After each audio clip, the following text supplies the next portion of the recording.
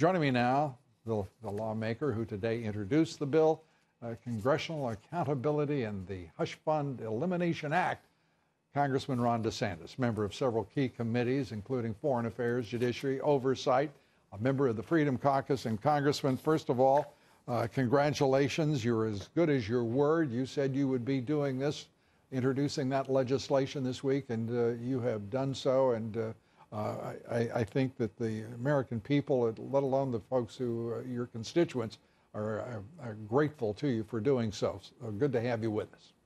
Well, it's good to be here, Lou. I mean, just think about it. We have this issue, as you mentioned, with Matt Lauer, celebrities, other places. In the Congress right now, you actually have a system set up which tells potential perpetrators, hey, if you go ahead and harass somebody and you're guilty, the taxpayer will go ahead and clean up after you and pay for your damages. And guess what? We'll keep it secret so nobody will know about it. Well, what kind of a behavior are you trying to promote there? So we need to rip this system out root and branch. We need to expose the people who have violated the taxpayers' trust by using their dollars to shield their own misconduct, and we need to do it quick. And the thing is, Lou, this is a big bipartisan bill. You have people on both sides of the aisle who are fed up with this, so I think the momentum is with us, and it's just a matter of time. But I don't think we're going to be able to have the leadership say, oh, we got to hold a hearing or this or that. No, we need exposure now. And you heard the speaker say that we had to have a comprehensive solution here. There had to be a careful accounting in order to reveal those names and the amounts of money that were paid out, taxpayer money. And the speaker acted with indifference and ambiguity as to the course he wants to follow, while you're putting forward legislation that is specific and direct and will correct the problem. Has he given you assurances that he will put every energy behind your legislation? He's not, but in fairness, I haven't had a chance to brief him on it. We were working on the language.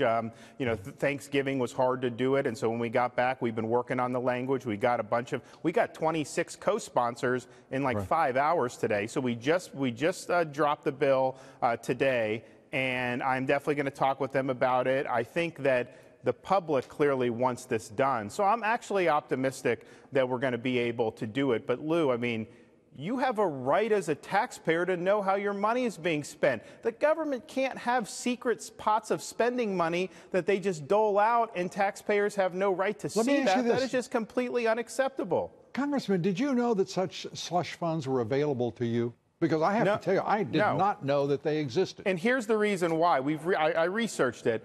It doesn't come up in our budget. It doesn't come up in the appropriations bills. What Congress does is they do a permanent appropriation. So they do one law and they say there's a pot of money there. Whenever you need it, go for it. So you can't even really defund it with the budget process because the money exists outside of the budget process. So there's no accountability, no oversight. So we got to eliminate all those secret funds for a variety of reasons. You know, Mueller, you and I have talked about the Mueller investigation. Yes, we have. He's using one of these permanent funds to fund his investigation. They're not funding it through the DOJ like they should do it. So that makes it harder for us to circumscribe the funding. Wait a minute. The Justice Department is supposed to be the responsible department here with oversight of the special counsel. They are. But well, if they're not providing the money, they're sure to hell not.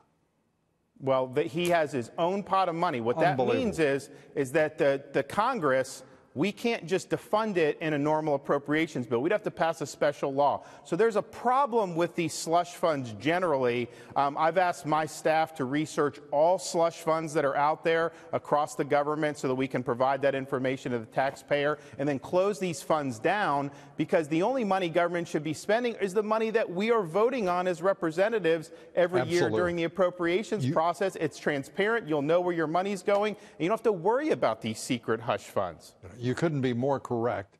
And the American taxpayer couldn't be more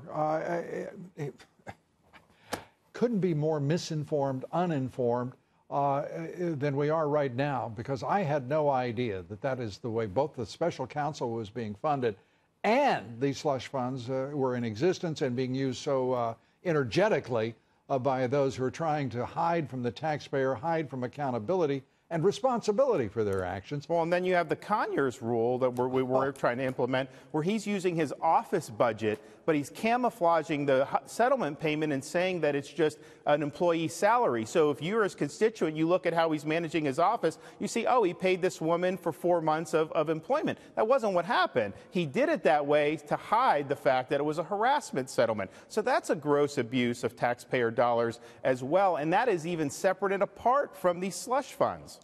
You know, it's just stunning to think that Speaker Ryan, Majority Leader McConnell, have not already taken steps. Instead of talking about a class on sexual harassment for the people who are writing laws about sexual harassment.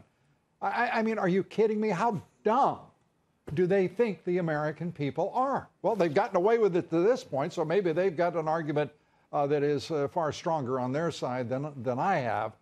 That is, I believe the American people are too smart to be treated this way, and we sure as hell need leaders who, like you, treat us with the respect we deserve and make the government transparent, open. No, absolutely. And here's the thing. It'd be wrong for one of the leaders to try to protect some of these members who've had settlements, because when you're trying to protect them, what you're doing is you're harming all the other members who are behaving honestly, but the public's going to say, hey, the whole thing stinks, we think you're all bums. So the way you really defend your members is to insist on transparency so that there are some bums, they can go away to the buffalo, but then the rest of us can actually continue trying to drain this swamp. And we know that this thing needs to be drained.